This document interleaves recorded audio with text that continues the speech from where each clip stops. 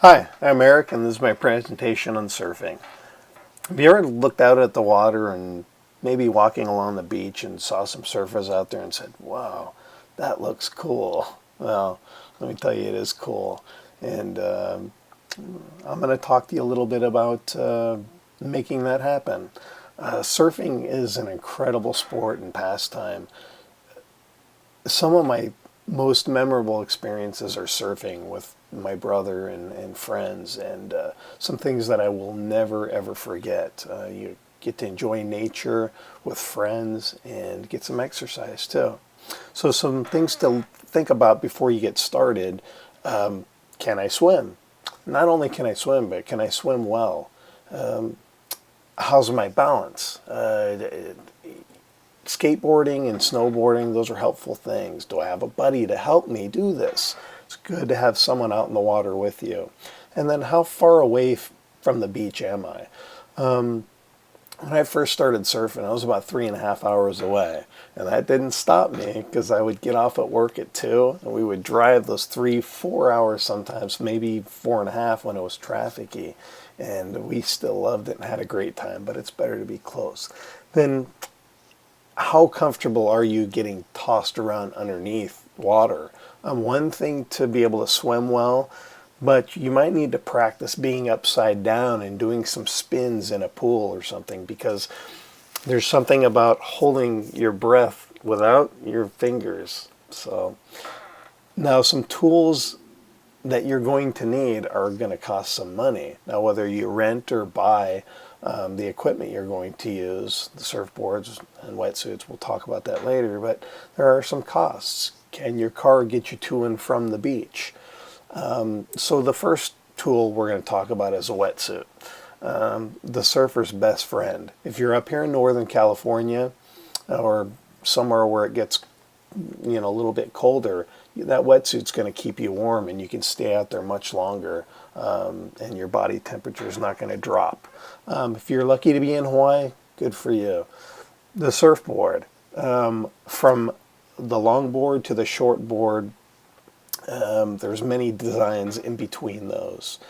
The longer the board, the more of a noob factor there. The shorter board, a little more squirrely and harder to control, but fun. Sunblock is huge. You got to wear your sunblock and protect your skin. The sun reflects off of that water, and it is very damaging if you don't cover your flesh. So make sure to wear sunblock. The next thing we need to look at is the strange motion of the ocean, I like to put it. There are tides, there are rip currents, and you need to maybe do some YouTube studies and see how all these things kind of play out and what they look like and what to do when you get in one. Can be dangerous but fun. Board position. Once you're out there in the water, you want to make sure you're positioned on the board properly. If you're too far to the front, you're going to be nosediving when you're paddling. If you're too far on the back, the board's going to tip up and you're just creating a lot of extra work for yourself. You want to be nice and centered on that board.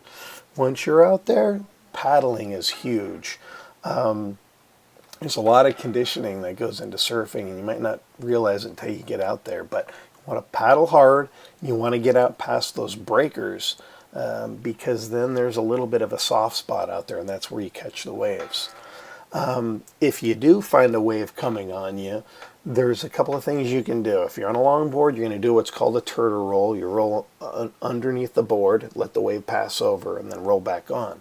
If you're on a short board, like the picture here, you're going to do what's called a duck dive. You force the board under, and then you suck into the board. Then once you're out there, you got to sit back and relax. It may seem a little easier than it really is.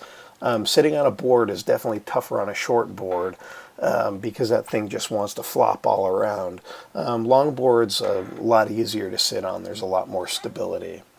Now that you see a wave, what? Okay, so you got to position yourself to get where that wave is going to have enough force to push you down. So you got to get out there, Position yourself in front of it, turn, and then paddle hard. You need to generate enough speed so that that wave forces you down. And once it does, you'll feel it, and then you do the pop-up.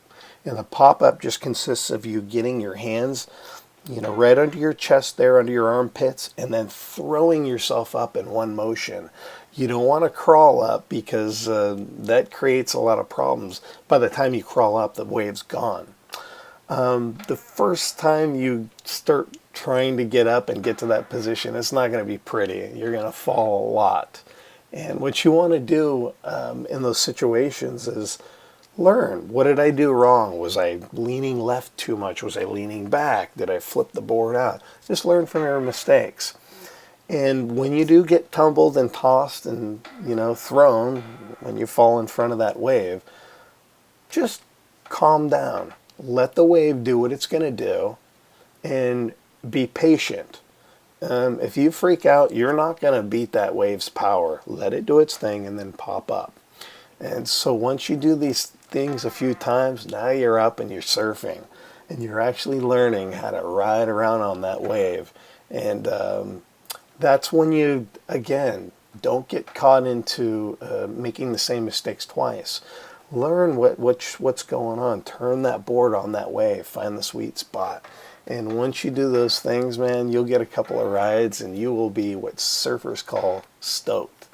And there's really no feeling like it. So I hope you enjoyed my presentation.